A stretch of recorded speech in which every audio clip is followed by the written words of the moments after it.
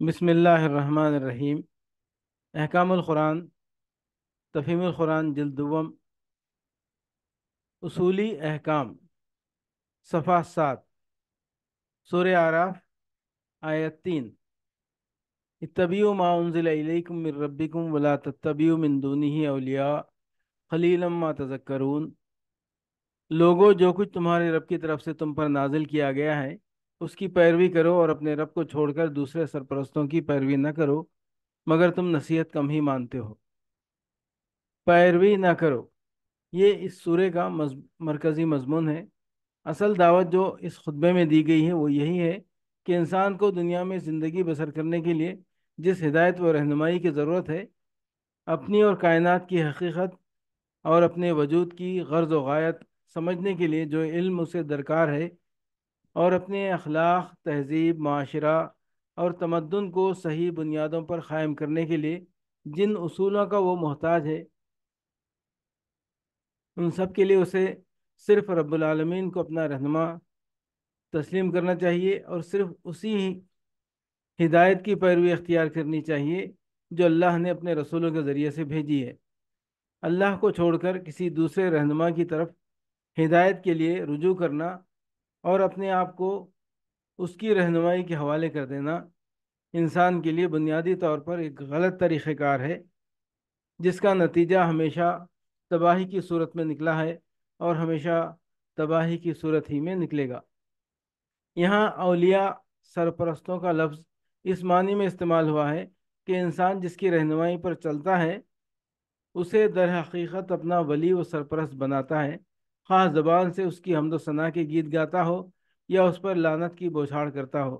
خواہ اس کی سرپرستی کا معترف ہو یا بشدت اس سے انکار کرے۔ اصولی احکام، تفہیم القرآن، جلد دوم، صفحہ 21 تا 24، سورہ اعراف، آیات 29 تا 33۔ قل امر ربی بالقسط واقیموا وجوہکم عند کل مسجد وادعوہ مخلصین لہ الدین کما بدأکم تعودون فریقا ہدا وفریقا حق علیہم الضلالہ انہم اتخذوا الشیاطین اولیاء من دون اللہ ویحسبون انہم مہتدون یا بنی آدم خذوا زینتکم عند کل مسجد وکلوا واشربوا ولا تسرفوا انہ لا یحب المسرفین۔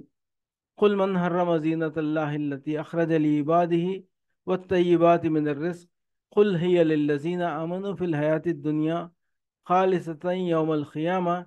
کذالک نفصل الآیات لقوم یعلمون۔ قل انما حرم ربی الفواحش ما ظہر منها وما بطن والاسم والبغی بغیر الحق وان تشرکوا باللہ ما لم ينزل به سلطانا وان تقولوا علی اللہ ما لا تعلمون۔ ان سے کہو، اللہ بے حیائی کا حکم کبھی نہیں دیا کرتا۔ کیا تم اللہ کا نام لے کر وہ باتیں کہتے ہو جن کے متعلق تمہیں علم نہیں ہے کہ وہ اللہ کی طرف سے ہیں؟ اے محمد، ان سے کہو، میرے رب نے تو راستے اور انصاف کا حکم دیا ہے، اور اس کا حکم تو یہ ہے کہ ہر عبادت میں اپنا رخ ٹھیک رکھو اور اسی کو پکارو، اپنے دین کو اس کے لیے خالص رکھ کر۔ جس طرح اس نے تمہیں اب پیدا کیا ہے اسی طرح تم پھر پیدا کیے جاؤ گے۔ اور ایک گروہ کو تو اس نے سیدھا راستہ دکھا دیا ہے، مگر دوسرے گروہ پر گمراہی چسپاں ہو کر رہ گئی ہے، کیونکہ انہوں نے خدا کے بجائے شیاطین کو اپنا سرپرست بنا لیا ہے، اور وہ سمجھ رہے ہیں کہ ہم سیدھی راہ پر ہیں۔ اے بنی آدم، ہر عبادت کے موقع پر اپنی زینت سے آراستہ رہو، اور کھاؤ اور پیو اور حد سے تجاوز نہ کرو۔ اللہ حد سے بڑھنے والوں کو پسند نہیں کرتا۔ اے محمد، ان سے کہو، کس نے اللہ کی اس زینت کو حرام کر دیا ہے جسے اللہ نے اپنے بندوں کے لیے نکالا تھا، اور کس نے خدا کی بخشی ہوئی پاک چیزیں ممنوع کر دیں؟ کہو، یہ ساری چیزیں دنیا کی زندگی میں بھی ایمان لانے والوں کے لیے ہیں، اور قیامت کے روز تو خالصتاً انہی کے لیے ہوں گی۔ اس طرح ہم اپنی باتیں صاف صاف بیان کرتے ہیں ان لوگوں کے لیے جو علم رکھنے والے ہیں۔ اے محمد، ان سے کہو کہ میرے رب نے جو چیزیں حرام کی ہیں وہ تو یہ ہیں: بے شرمی کے کام، خواہ کھلے ہوں یا چھپے، اور گناہ اور حق کے خلاف زیادتی، اور یہ کہ اللہ کے ساتھ کسی کو شریک کرو جس کے لیے اس نے کوئی سند نازل نہیں کی، اور یہ کہ اللہ کے نام پر کوئی ایسی بات کہو جس کے متعلق تمہیں علم نہ ہو کہ وہ حقیقت میں اسی نے فرمائی ہیں۔ اصولی احکام تفہیم القرآن جلد دوم صفحہ 38، سورہ اعراف آیت 58۔ ولا تفسدوا فی الارض بعد اصلاحها ودعوه خوفا وطمعا ان رحمت اللہ قریب من المحسنین۔ زمین میں فساد برپا نہ کرو جبکہ اس کی اصلاح ہو چکی ہو، اور خدا ہی کو پکارو خوف کے ساتھ اور طمع کے ساتھ، یقیناً اللہ کی رحمت نیک کردار لوگوں سے قریب ہے۔ زمین میں فساد برپا نہ کرو جبکہ اس کی اصلاح ہو چکی ہے۔ زمین میں فساد برپا نہ کرو یعنی زمین کے انتظام کو خراب نہ کرو۔ انسان کا خدا کی بندگی سے نکل کر اپنے نفس کی یا دوسروں کی بندگی اختیار کرنا، اور خدا کی ہدایت کو چھوڑ کر اپنے اخلاق، معاشرت اور تمدن کو ایسے اصول و قوانین پر قائم کرنا جو خدا کے سوا کسی اور کی رہنمائی سے ماخوذ ہوں، یہی وہ بنیادی فساد ہے جس سے زمین کے انتظام میں خرابی کی بے شمار صورتیں رونما ہوتی ہیں، اور اسی فساد کو روکنا قرآن کا مقصود ہے۔ پھر اس کے ساتھ قرآن اس حقیقت پر بھی متنبہ کرتا ہے کہ زمین کے انتظام میں اصل چیز فساد نہیں ہے جس پر صلاح عارض ہوئی ہو، بلکہ اصل چیز صلاح ہے جس پر فساد محض انسان کی جہالت اور سرکشی سے عارض ہوتا رہا ہے۔ بالفاظ دیگر یہاں انسان کی زندگی کی ابتدا جہالت و وحشت اور شرک و بغاوت اور اخلاقی بدنظمی سے نہیں ہوئی ہے، جس کو دور کرنے کے لیے بعد میں بتدریج اصلاحات کی گئی ہوں، بلکہ فی الحقیقت انسانی زندگی کا آغاز صلاح سے ہوا ہے، اور بعد میں اس درست نظام کو غلط کار انسان اپنی حماقتوں اور شرارتوں سے خراب کرتے رہے ہیں۔ اسی فساد کو مٹانے اور نظام حیات کو اثر نو درست کرنے کے لیے اللہ تعالیٰ وقتاً فوقتاً اپنے پیغمبر بھیجتا رہا ہے، اور انہوں نے ہر زمانے میں انسان کو یہی دعوت دی ہے کہ زمین کا انتظام جس صلاح پر قائم کیا گیا تھا اس پر فساد برپا کرنے سے باز آؤ۔ اس معاملے میں قرآن کا نقطہ نظر ان لوگوں کے نقطہ نظر سے بالکل مختلف ہے جنہوں نے ارتقاء کا ایک غلط تصور لے کر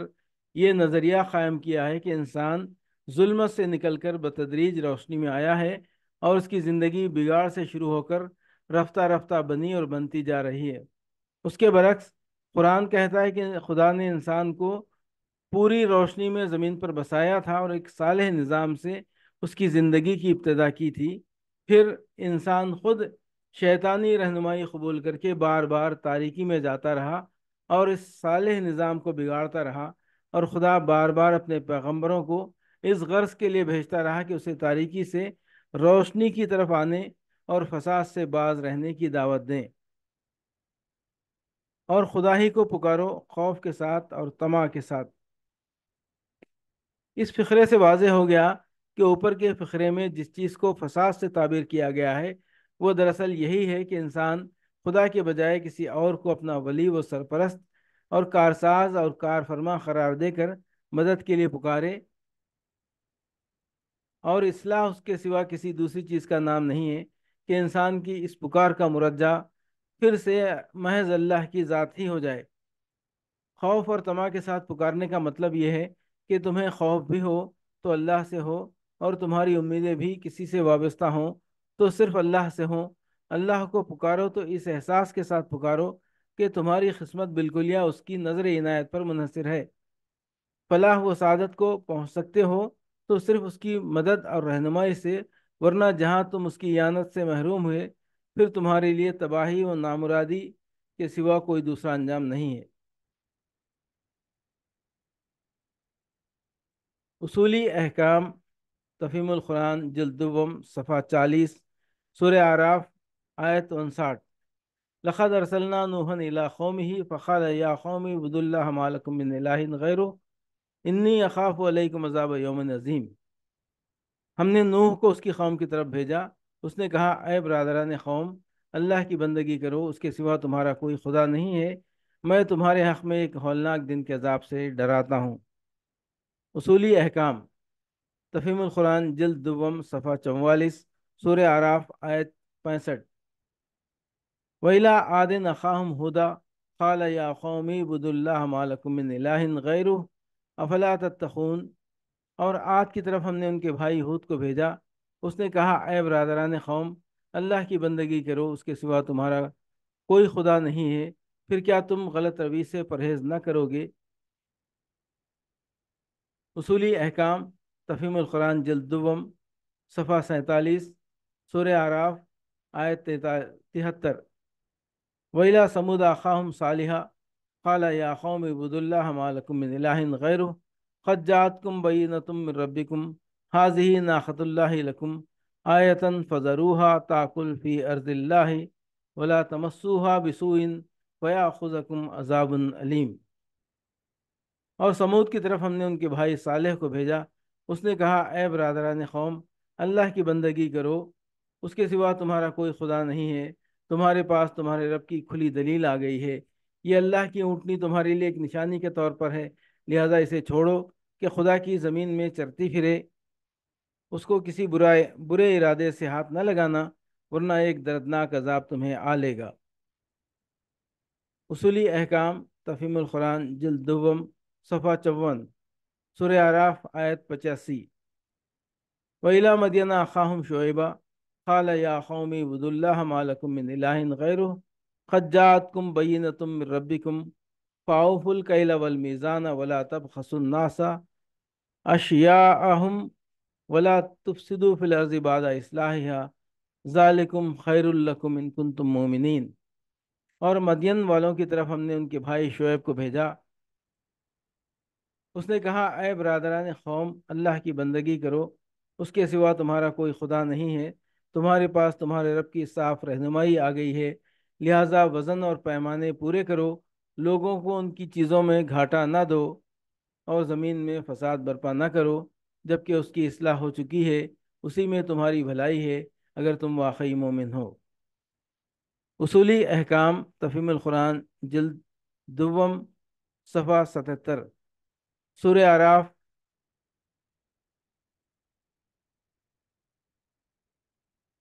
قال یا موسیٰ ان اصطفیتک علی الناس برسالاتی وبکلامی فخذ ما آتیتک وکن من الشاکرین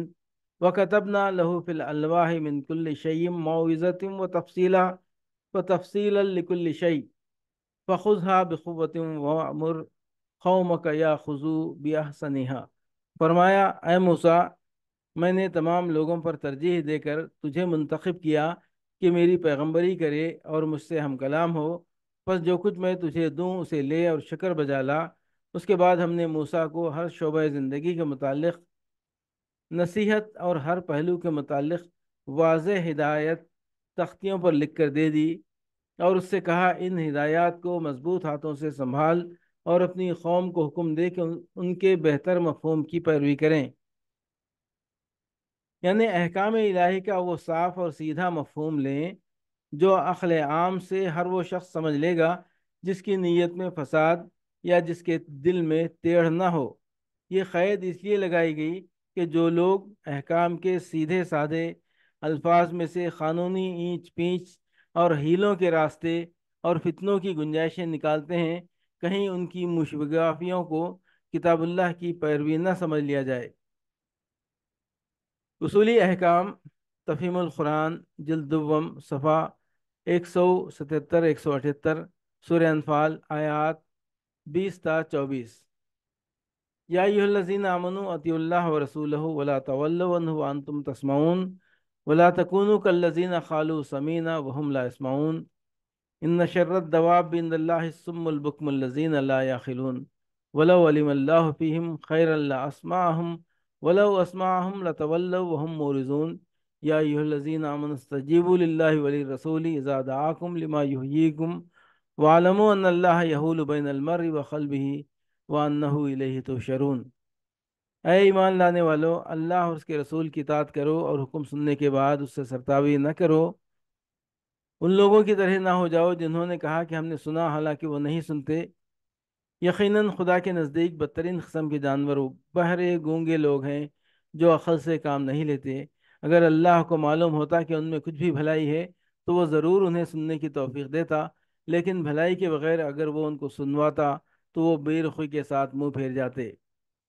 اے ایمان لانے والو، اللہ اس کے رسول کی پکار پر لبیک کہو، جبکہ رسول تمہیں اس چیز کی طرف بلائے جو تمہیں زندگی بخشنے والی ہے، اور جان رکھو کہ اللہ آدمی اور اس کے دل کے درمیان حائل ہے، اور اسی کی طرف تم سمیٹے جاؤ گے۔ وہ نہیں سنتے، یہاں سننے سے مراد وہ سننا ہے جو ماننے اور قبول کرنے کے معنی میں ہوتا ہے۔ اشارہ ان منافقین کی طرف ہے جو ایمان کا اقرار تو کرتے تھے مگر احکام کی اطاعت سے منہ موڑ جاتے تھے، منہ پھیر جاتے، یعنی جب ان لوگوں کے اندر خود حق پرستی اور حق کے لیے کام کرنے کا جذبہ نہیں ہے تو انہیں اگر تعمیل حکم میں جنگ کے لیے نکل آنے کی توفیق دے بھی دی جاتی تو یہ خطرے کا موقع دیکھتے ہی بے تکلف بھاگ نکلتے، اور ان کی میت تمہارے لیے مفید ثابت ہونے کے بجائے الٹی مضر ثابت ہوتی، اسی کی طرف تم سمیٹے جاؤ گے۔ نفاق کی روش سے انسان کو بچانے کے لیے اگر کوئی سب سے زیادہ مؤثر تدبیر ہے تو وہ صرف یہ ہے کہ دو عقیدے انسان کی ذہن نشین ہو جائیں، ایک یہ کہ معاملہ اس خدا کے ساتھ ہے جو دلوں کا حال تک جانتا ہے، اور ایسا رازدان ہے کہ آدمی اپنے دل میں جو نیتیں، جو خواہشیں، جو اغراض و مقاصد اور جو خیالات چھپا کر رکھتا ہے وہ بھی اس پر آیا ہیں۔ دوسرے یہ کہ جانا بہرحال خدا کے سامنے ہے، اس سے بچ کر کہیں بھاگ نہیں سکتے۔ یہ دو عقیدے جتنے زیادہ پختہ ہوں گے اتنا ہی انسان نفاق سے دور رہے گا۔ اسی لیے منافقت کے خلاف وعظ و نصیحت کے سلسلے میں قرآن ان دو عقیدوں کا ذکر بار بار کرتا ہے۔ اصولی احکام، تفہیم القرآن جلد دوم، صفحہ 148، سورہ انفال آیات 45 تا 47۔ یا ایھا الذین آمنوا اذا لقیتم فئۃ فاثبتوا واذکروا اللہ کثیرا لعلکم تفلحون، واطیعوا اللہ ورسولہ ولا تنازعوا فتفشلوا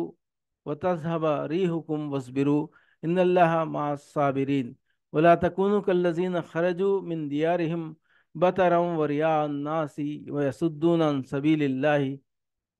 واللہ بما یعملون محیط۔ اے ایمان لانے والو، جب کسی گروہ سے تمہارا مقابلہ ہو تو ثابت قدم رہو اور اللہ کو کثرت سے یاد کرو،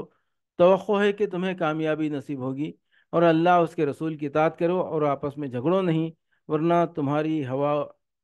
تمہارے اندر کمزوری پیدا ہو جائے گی اور تمہاری ہوا اکھڑ جائے گی۔ صبر سے کام لو، یقیناً اللہ صبر کرنے والوں کے ساتھ ہے۔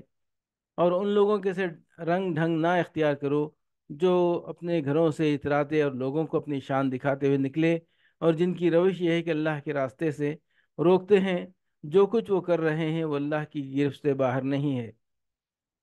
اصولی احکام، تفہیم القرآن جلد دوم، صفحہ 184، سورہ توبہ آیات 23 24۔ یا ایھا الذین آمنوا لا تتخذوا آباءکم واخوانکم اولیاء ان استحبوا الکفر علی الایمان ومن یتولہم منکم فاولئک هم الظالمون، قل ان کان آباؤکم وابناؤکم واخوانکم وازواجکم وعشیرتکم واموال اقترفتموها وتجارۃ تخشون کسادها ومساکن ترضونها احب الیکم من اللہ ورسولہ وجہاد فی سبیلہ فتربصوا حتی یأتی اللہ بامرہ واللہ لا یہدی القوم الفاسقین۔ اے لوگوں جو ایمان لائے ہو، اپنے باپوں اور بھائیوں کو بھی اپنا رفیق نہ بناؤ اگر وہ ایمان پر کفر کو ترجیح دیں،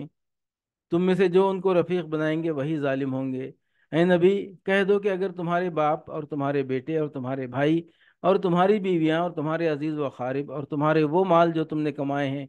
اور تمہارے وہ کاروبار جن کے مان پڑ جانے کا تم کو خوف ہے اور تمہارے وہ گھر جو تم کو پسند ہیں، تم کو اللہ، اس کے رسول اور اس کی راہ میں جہاد سے عزیز تر ہیں تو انتظار کرو یہاں تک کہ اللہ اپنا فیصلہ تمہارے سامنے لے آئے۔ اللہ فاسق لوگوں کی رہنمائی نہیں کیا کرتا۔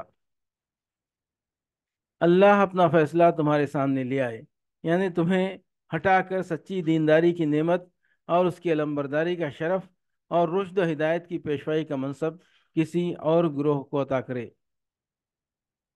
اصولی احکام، تفہیم القرآن جلد دوم، صفحہ 192، سورہ توبہ آیت 36۔ ان عدت الشہور عند اللہ اثنا عشر شہرا فی کتاب اللہ یوم خلق السماوات والارض منها اربعۃ حرم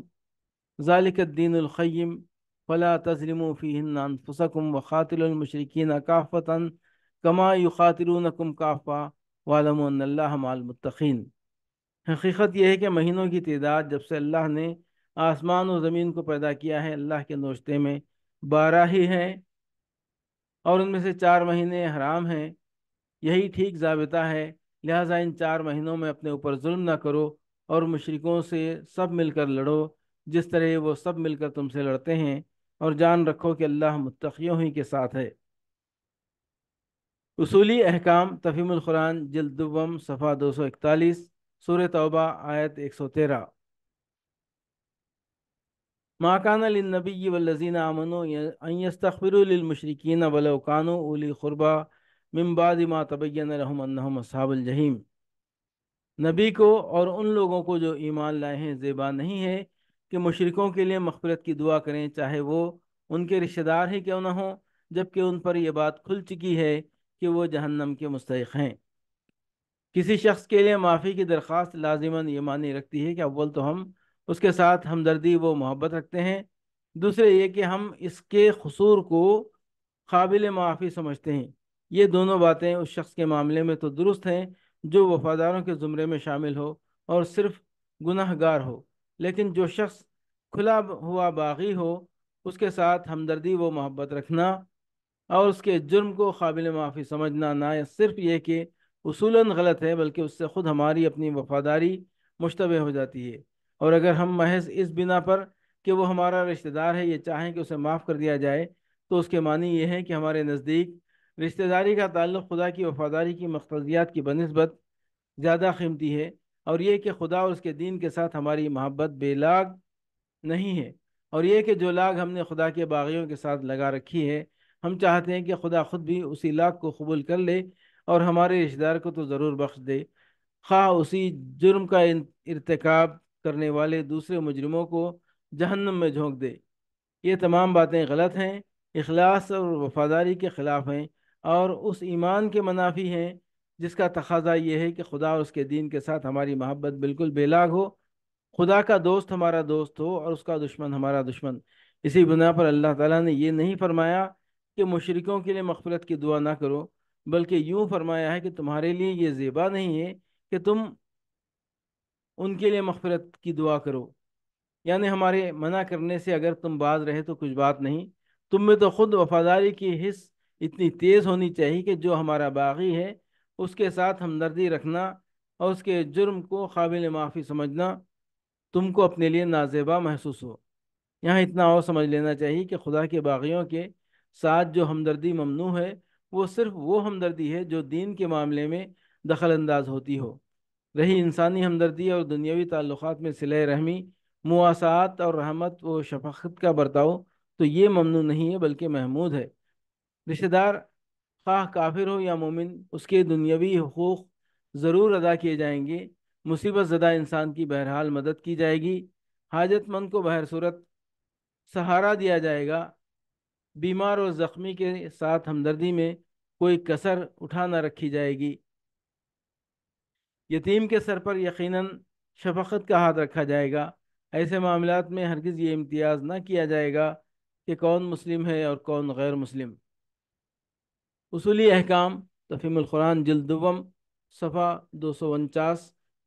سورہ توبہ آیات 119 120۔ یا ایھا الذین آمنوا اتقوا اللہ وکونوا مع الصادقین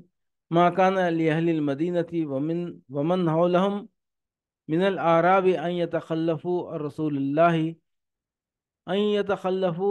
الله ولا يرغبوا بانفسهم عن نفسه ذلك بانهم لا يصيبهم ظمأ ولا نصب ولا مخمصة في سبيل الله ولا يطعون موطئا يغيظ الكفار ولا ينالون من عدو نيلا الا كتب لهم به عمل صالح ان الله لا يضيع اجر المحسنين۔ اے لوگوں جو ایمان لائے ہو، اللہ سے ڈرو اور سچے لوگوں کا ساتھ دو۔ مدینے کے باشندوں اور گرد و نواح کے بدویوں کو یہ ہرگز زیبا نہ تھا کہ اللہ کے رسول کو چھوڑ کر گھر بیٹھے رہتے اور اس کی طرف سے بے پرواہ ہو کر اپنے اپنے نفس کی فکر میں لگ جاتے، اس لیے کہ ایسا کبھی نہ ہوگا کہ اللہ کی راہ میں بھوک پیاس اور جسمانی مشقت کی کوئی تکلیف وہ جھیلیں اور منکرین حق کو جو راہ ناگوار ہے پر کوئی قدم وہ اٹھائیں اور کسی دشمن سے عداوت حق کا کوئی انتقام وہ لیں اور اس کے بدلے ان کے حق میں ایک عمل صالح نہ لکھا جائے، یقیناً اللہ کے ہاں محسنوں کا حق الخدمت مارا نہیں جاتا ہے۔ اصولی احکام تفہیم القرآن جلد دوم، صفحہ 292 تا 294، سورہ یونس آیات 57 تا 59۔ یا ایھا الناس قد جاءتکم موعظۃ من ربکم وشفاء لما فی الصدور وہدی ورحمۃ للمؤمنین قل بفضل اللہ وبرحمتہ فبذلک فلیفرحوا هو خیر مما یجمعون۔ قل ارأیتم ما انزل اللہ لکم من رزق فجعلتم منہ حراما وحلالا قل اللہ اذن لکم ام علی اللہ تفترون۔ لوگوں، تمہارے پاس تمہارے رب کی طرف سے نصیحت آ گئی ہے، یہ وہ چیز ہے جو دلوں کے امراض کی شفا ہے اور جو اسے قبول کر لیں ان کے لیے رہنمائی اور رحمت ہے۔ اے نبی، کہو کہ یہ اللہ کا فضل اور اس کی مہربانی ہے کہ یہ چیز اس نے بھیجی، اس پر تو لوگوں کو خوشی منانی چاہیے، یہ ان سب چیزوں سے بہتر ہے جنہیں لوگ سمیٹ رہے ہیں۔ اے نبی، ان سے کہو تم لوگوں نے کبھی یہ بھی سوچا ہے کہ جو رزق اللہ نے تمہارے لیے اتارا تھا اس میں سے تم نے خود ہی کسی کو حرام اور کسی کو حلال ٹھہرا لیا؟ ان سے پوچھو اللہ نے تم کو اس کی اجازت دی تھی یا تم اللہ پر افترا کر رہے ہو؟ جو رزق، اردو زبان میں رزق کا اطلاق صرف کھانے پینے کی چیزوں پر ہوتا ہے، اسی وجہ سے لوگ خیال کرتے ہیں کہ یہاں گرفت صرف اس قانون سازی پر کی گئی ہے جو دسترخوان کی چھوٹی سی دنیا میں مذہبی اوہام یا رسم و رواج کی بنا پر لوگوں نے کر ڈالی ہے۔ اس غلط فہمی میں جہلا اور عوام ہی نہیں، علماء تک مبتلا ہیں۔ حالانکہ عربی زبان میں رزق محض خوراک کے معنی تک محدود نہیں ہے، بلکہ عطا اور بخشش اور نصیب کے معنی میں ہے، معنی میں عام ہے۔ اللہ تعالیٰ نے جو کچھ بھی دنیا میں انسان کو دیا ہے وہ سب اس کا رزق ہے، حتیٰ کہ اولاد تک رزق ہے۔ اسماء الرجال کی کتابوں میں بکثرت راویوں کے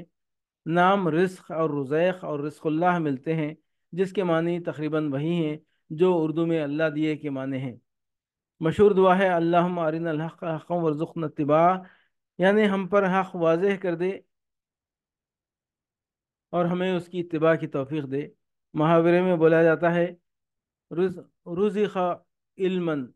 فلاں شخص کو علم دیا گیا ہے۔ حدیث میں ہے کہ اللہ تعالیٰ ہر حاملہ کے پیٹ میں ایک فرشتہ بھیجتا ہے اور وہ پیدا ہونے والے کا رزق اور اس کی مدت عمر اور اس کا کام لکھ دیتا ہے۔ ظاہر ہے کہ یہاں رزق سے مراد صرف وہ خوراک ہی نہیں ہے جو اس بچے کو آئندہ ملنے والی ہے، بلکہ وہ سب کچھ ہے جو اسے دنیا میں دیا جائے گا۔ خود قرآن میں ہے وَمِمَّا رَزَقْنَاهُمْ يُنْفِقُونَ، جو کچھ ہم نے ان کو دیا ہے اس میں سے خرچ کرتے ہیں۔ پس رزق کو محض دسترخوان کی سرحدوں تک محدود سمجھنا اور یہ خیال کرنا کہ اللہ تعالیٰ کو صرف ان پابندیوں اور آزادیوں پر اعتراض ہے جو کھانے پینے کی چیزوں کے معاملے میں لوگوں نے بطور خود اختیار کر رکھے ہیں، اختیار کر لی ہیں، سخت غلطی ہے، اور یہ کوئی معمولی غلطی نہیں ہے۔ اس کی بدولت خدا کے دین کی ایک بہت بڑی اصولی تعلیم لوگوں کی نگاہوں سے اوجھل ہو گئی ہے۔ یہ اسی غلطی کا تو نتیجہ ہے کہ کھانے پینے کی چیزوں میں حلت و حرمت اور جواز و عدم جواز کا معاملہ تو ایک دینی معاملہ سمجھا جاتا ہے، لیکن تمدن کے وسیع تر معاملات میں اگر یہ اصول طے کر لیا جائے کہ انسان خود اپنے لیے حدود مقرر کرنے کا حق رکھتا ہے اور اسی بنا پر خدا اور اس کی کتاب سے بے نیاز ہو کر قانون سازی کی جانے لگے، تو عامی تو درکنار علماء دین اور مفتیان شرع متین اور مفسرین قرآن و شیوخ حدیث تک کو یہ احساس نہیں ہوتا کہ یہ چیز بھی دین سے اسی طرح ٹکراتی ہے جس طرح معقولات و مشروبات میں شریعت الہی سے بے نیاز ہو کر جائز و ناجائز کے حدود بطور خود مقرر کر لینا، کسی کو حرام اور کسی کو حلال ٹھہرا لیا۔ یعنی تمہیں کچھ احساس بھی ہے کہ یہ کتنا سخت باغیانہ جرم ہے جو تم کر رہے ہو۔ رزق اللہ کا ہے اور تم خود اللہ کے ہو، پھر یہ حق آخر تمہیں کہاں سے حاصل ہو گیا کہ اللہ کی املاک میں اپنے تصرف، استعمال اور انتفاع کے لیے خود حد بندیاں مقرر کرو؟ کوئی نوکر اگر یہ دعویٰ کرے کہ آقا کے مال میں اپنے تصرف اور اختیارات کی حدیں اسے خود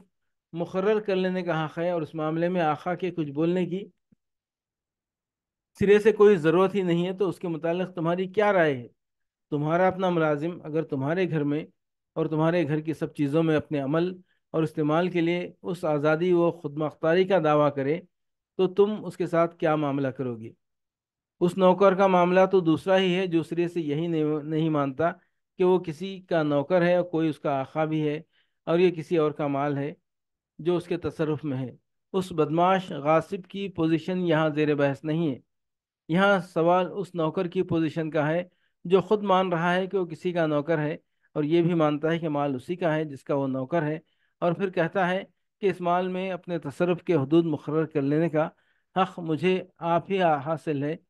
اور آقا سے کچھ پوچھنے کی ضرورت نہیں ہے۔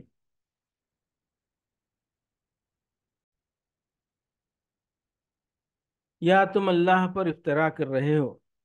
یعنی تمہاری یہ پوزیشن صرف اسی صورت میں صحیح ہو سکتی تھی کہ آقا نے خود تم کو مجاز کر دیا ہوتا کہ میرے مال میں تم جس طرح چاہو تصرف کرو، اپنے عمل اور استعمال کے حدود، قوانین، ضوابط سب کچھ بنا لینے کے جملہ حقوق میں نے تمہیں سونپے۔ اب سوال یہ ہے کہ کیا تمہارے پاس واقعی اس کی کوئی سند ہے کہ آقا نے تم کو یہ اختیار دے دیے ہیں، یا تم بغیر کسی سند کے یہ دعویٰ کر رہے ہو کہ وہ تمام حقوق تمہیں سونپ چکا ہے؟ اگر پہلی صورت ہے تو براہ کرم وہ سند دکھاؤ، ورنہ بصورت دیگر یہ کھلی بات ہے کہ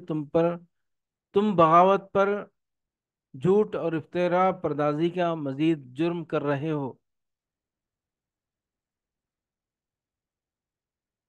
اصولی احکام تفہیم القرآن جلد دوم صفحہ 360، سورہ ہود آیات 84 85۔ وَإِلَىٰ مَدْيَنَ أَخَاهُمْ شُعَيْبًا قَالَ يَا قَوْمِ اعْبُدُوا اللَّهَ مَا لَكُم مِّنْ إِلَٰهٍ غَيْرُهُ وَلَا تَنْقُصُوا الْمِكْيَالَ وَالْمِيزَانَ إِنِّي أَرَاكُمْ بِخَيْرٍ وَإِنِّي أَخَافُ عَلَيْكُمْ عَذَابَ يَوْمٍ مُحِيطٍ وَيَا قَوْمِ أَوْفُوا الْمِكْيَالَ وَالْمِيزَانَ بِالْقِسْطِ وَلَا تَبْخَسُوا النَّاسَ أَشْيَاءَهُمْ وَلَا تَعْثَوْا فِي الْأَرْضِ مُفْسِدِينَ۔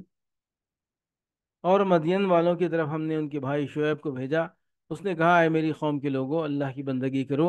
اس کے سوا تمہارا کوئی خدا نہیں ہے، اور ناپ تول میں کمی نہ کرو۔ آج میں تم کو اچھے حال میں دیکھ رہا ہوں، مگر مجھے ڈر ہے کہ کل تم پر ایسا دن آئے گا جس کا عذاب سب کو گھیر لے گا۔ اور اے برادران قوم، ٹھیک ٹھیک انصاف کے ساتھ پورا ناپو اور تولو، اور لوگوں کو ان کی چیزوں میں گھاٹا نہ دیا کرو، اور زمین میں فساد نہ پھیلاتے پھرو۔ اصولی احکام تفہیم القرآن جلد دوم صفحہ 371، سورہ ہود آیات 112 تا 115۔ فاستقم کما امرت ومن تاب معك ولا تطغوا انه بما تعملون بصیر ولا ترکنوا الى الذين ظلموا فتمسكم النار وما لكم من دون الله من اولیاء ثم لا تنصرون۔ واقم الصلاة طرفي النهار وزلفا من الليل ان الحسنات يذهبن السيئات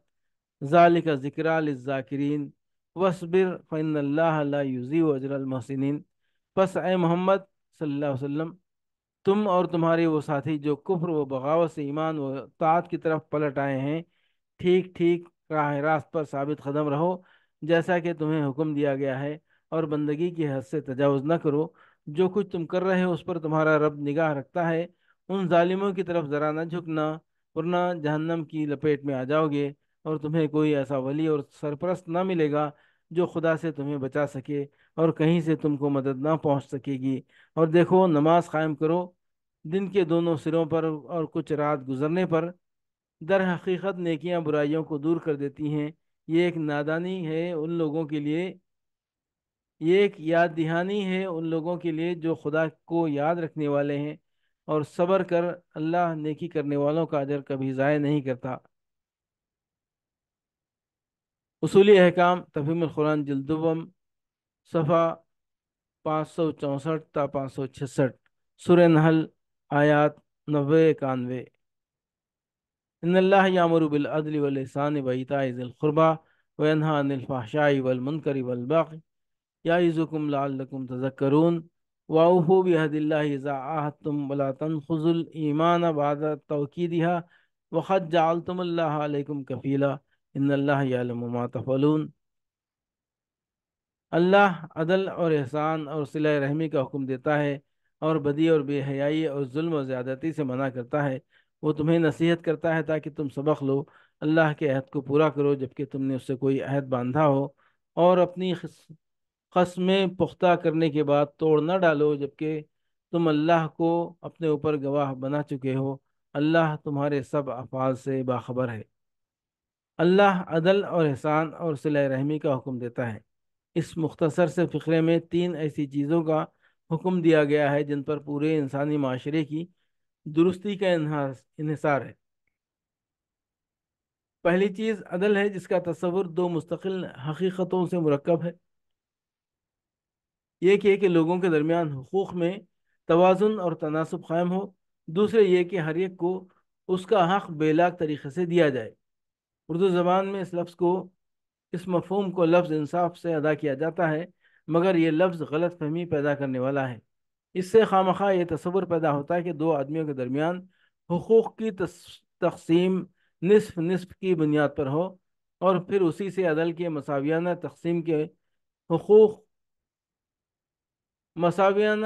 تقسیم حقوق کے سمجھ لیے گئے ہیں،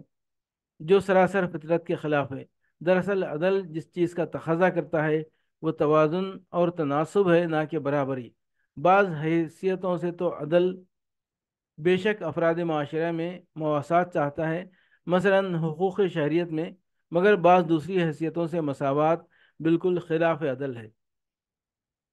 مثلا والدین اور اولاد کے درمیان معاشرتی و اخلاقی مساوات، اور اعلیٰ درجے کی خدمات انجام دینے والوں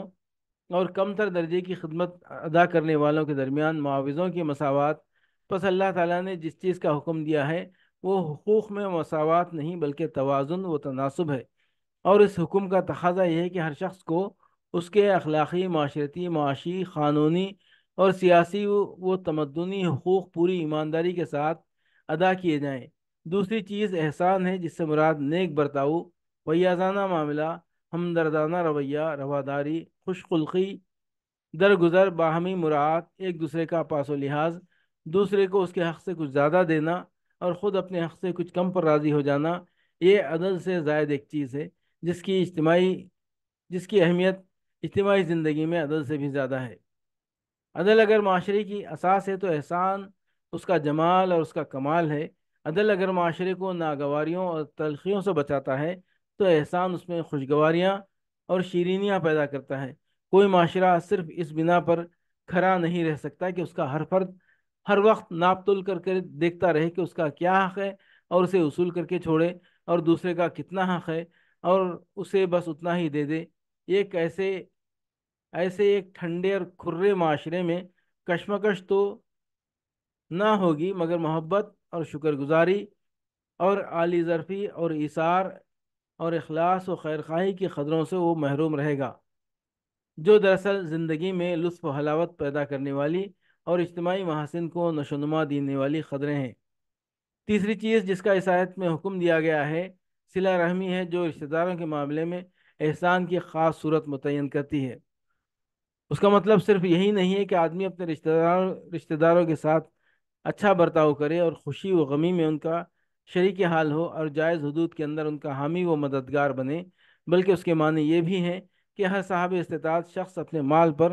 صرف اپنی ذات اور اپنے بال بچوں ہی کے حقوق نہ سمجھے بلکہ اپنے رشتہ داروں کے حقوق بھی تسلیم کرے۔ شریعت الہی ہر خاندان کے خوشحال افراد کو اس امر کا ذمہ دار قرار دیتی ہے کہ وہ اپنے خاندان کے لوگوں کو بھوکا ننگا نہ چھوڑیں۔ اس کی نگاہ میں ایک معاشرے کی اس سے بدتر کوئی حالت نہیں ہے کہ اس کے اندر ایک شخص عیش کر رہا ہو اور اسی کے خاندان میں اس کے اپنے بھائی بہن روٹی کپڑے تک کو محتاج ہوں۔ وہ خاندان کو معاشرے کا ایک اہم عنصر ترکیبی قرار دیتی ہے، اور یہ اصول پیش کرتی ہے کہ ہر خاندان کے غریب افراد کا پہلا حق اپنے خاندان کے خوشحال افراد پر ہے، پھر دوسروں پر ان کے حقوق عائد ہوتے ہیں، اور ہر خاندان کے خوشحال افراد پر پہلا حق ان کے اپنے غریب رشتہ داروں کا ہے، پھر دوسروں کے حقوق ان پر عائد ہوتے ہیں۔ یہی بات ہے جس کو نبی صلی اللہ علیہ وسلم نے اپنے مختلف ارشادات میں وضاحت کے ساتھ بیان فرمایا ہے۔ چنانچہ متعدد احادیث میں اس کی تصریح ہے کہ آدمی کے اولین حقدار اس کے والدین، اس کے بیوی بچے اور اس کے بھائی بہن ہیں، پھر وہ جو ان کے بعد قریب تر ہوں، اور پھر وہ جو ان کے بعد قریب تر ہوں، اور یہی اصول ہے جس کی بنا پر حضرت عمر رضی اللہ عنہ نے ایک یتیم بچے کے چچا زاد بھائیوں کو مجبور کیا کہ وہ اس کی پرورش کے ذمہ دار ہوں، اور ایک دوسرے یتیم کے حق میں فیصلہ کرتے ہوئے آپ نے فرمایا کہ اگر اس کا کوئی بعید ترین رشتہ دار بھی موجود ہو تو میں اس پر اس کی پرورش لازم کر دیتا۔ اندازہ کیا جا سکتا ہے کہ جس معاشرے کا واحدہ یونٹ اس طرح اپنے اپنے افراد کو سنبھال لے، اس میں معاشی حیثیت سے کتنی خوشحالی، معاشرتی حیثیت سے کتنی حلاوت، اور اخلاقی حیثیت سے کتنی پاکیزگی و بلندی پیدا ہو جائے گی۔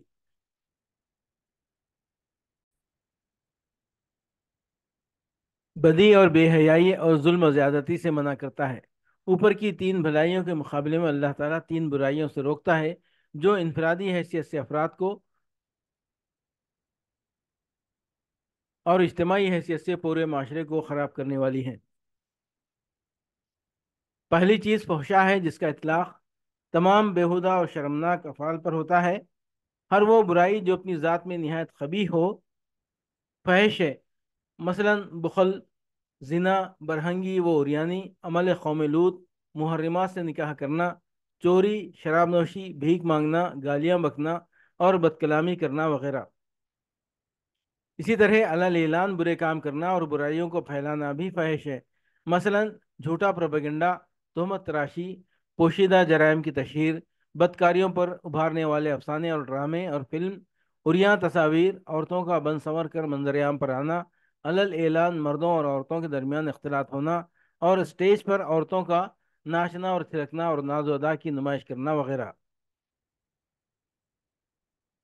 دوسری چیز منکر ہے، جس سے مراد ہر وہ برائی ہے جسے انسان بالعموم برا جانتے ہیں، ہمیشہ سے برا کہتے رہے ہیں، اور عام شرائع الہیہ نے جس سے منع کیا ہے۔ تیسری چیز بغی ہے، جس کے معنی ہے اپنی حد سے تجاوز کرنا اور دوسرے کے حقوق پر دسترازی کرنا، خواہ وہ حقوق خالق کے ہوں یا مخلوق کے۔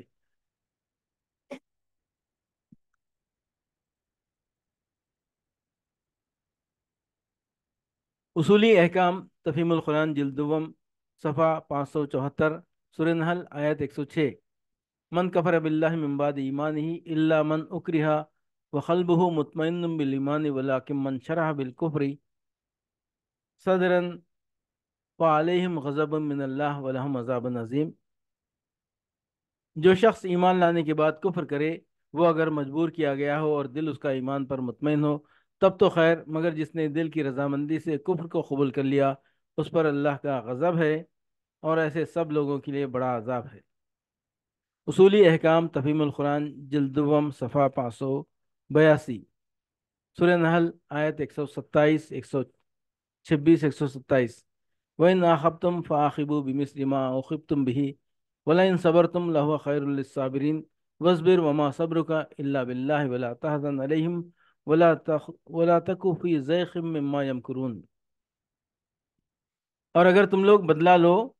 تو بس اسی قدر لے لو جس قدر تم پر زیادتی کی گئی ہو، لیکن اگر تم صبر کرو تو یقیناً یہ صبر کرنے والوں ہی کے حق میں بہتر ہے۔ اے محمد، صبر سے کام کیے جاؤ، اور تمہارا یہ صبر اللہ ہی کی توفیق سے ہے۔ اصولی احکام، تفہیم القرآن جلد دوم، صفحہ 616، سورہ بنی اسرائیل آیات 23 تا 37۔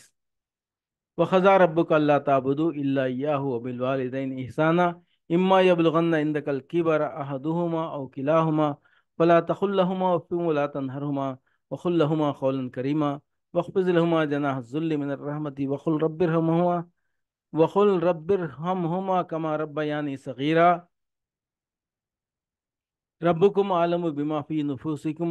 ان تکونوا صالحین فإنہ کان للأوابین غفورا وآتی ذی القربى حقہ والمسکین وابن السبیل ولا تبذر تبذیرا ان المبذرین کانوا اخوان الشیاطین وکان الشیطان لربہ کفورا وإما تورزن عنہم ابتغاء رحمة من ربک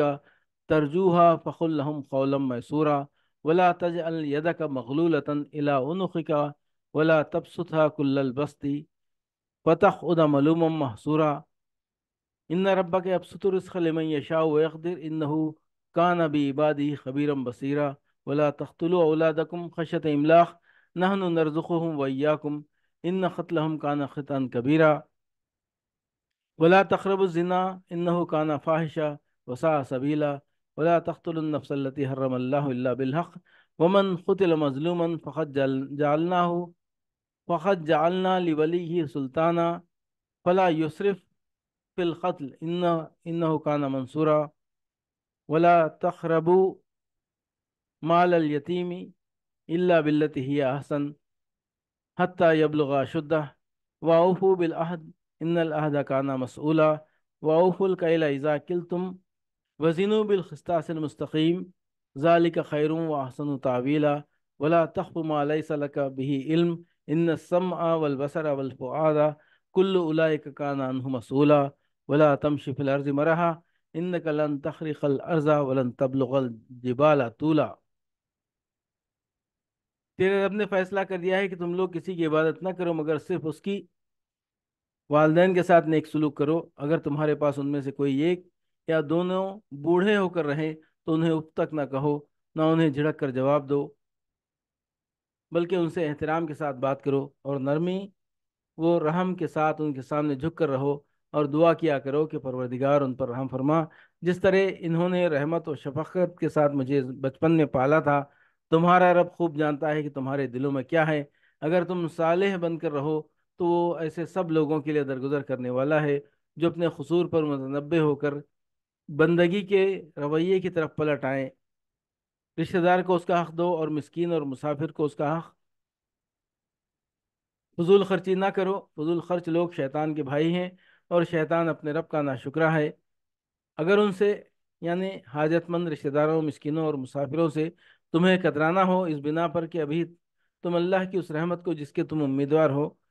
تلاش کر رہے ہو تو انہیں نرم جواب دے دو. نہ تو اپنا ہاتھ گردن سے باندھ رکھو اور نہ اسے بالکل ہی کھلا چھوڑ دو کہ ملامت زدہ اور عاجز بن کر رہ جاؤ. تیرا رب جس کے لیے چاہتا ہے رزق کشادہ کرتا ہے اور جس کے لیے چاہتا ہے تنگ کر دیتا ہے. وہ اپنے بندوں کے حال سے باخبر ہے اور انہیں دیکھ رہا ہے. اپنی اولاد کو افلاس کے اندیشے سے قتل نہ کرو. ہم انہیں بھی رزق دیں گے اور تمہیں بھی. در حقیقت ان کا قتل ایک بڑی خطا ہے. زنا کے قریب نہ پھٹکو وہ بہت برا فعل اور بڑا ہی برا راستہ. قتل نفس کا ارتکاب نہ کرو جسے اللہ نے حرام کیا ہے مگر حق کے ساتھ. اور جو شخص مظلومانہ قتل کیا گیا ہو اس کے ولی کو ہم نے قصاص کے مطالبے کا حق عطا کیا ہے. پس چاہیے کہ وہ قتل میں حد سے نہ گزرے. اس کی مدد کی جائے گی. مال یتیم کے پاس نہ پھٹکو مگر احسن طریقے سے یہاں تک کہ وہ اپنے شباب کو پہنچ جائے. عہد کی پابندی کرو. بے شک عہد کے بارے میں تم کو جواب دہی کرنی ہوگی. پیمانے سے دو تو پورا بھر کر دو اور تولو تو ٹھیک ترازو سے تولو. یہ اچھا طریقہ ہے بلحاظ انجام بھی یہی بہتر ہے. کسی ایسی چیز کے پیچھے نہ لگو جس کا تمہیں علم نہ ہو. یقیناً آنکھ کان اور دل سبھی کی بازپرس ہونی ہے. زمین میں اکڑ کر نہ چلو. نہ تم نہ زمین کو پھاڑ سکتے ہو اور نہ پہاڑوں کی بلندی کو پہنچ سکتے ہو.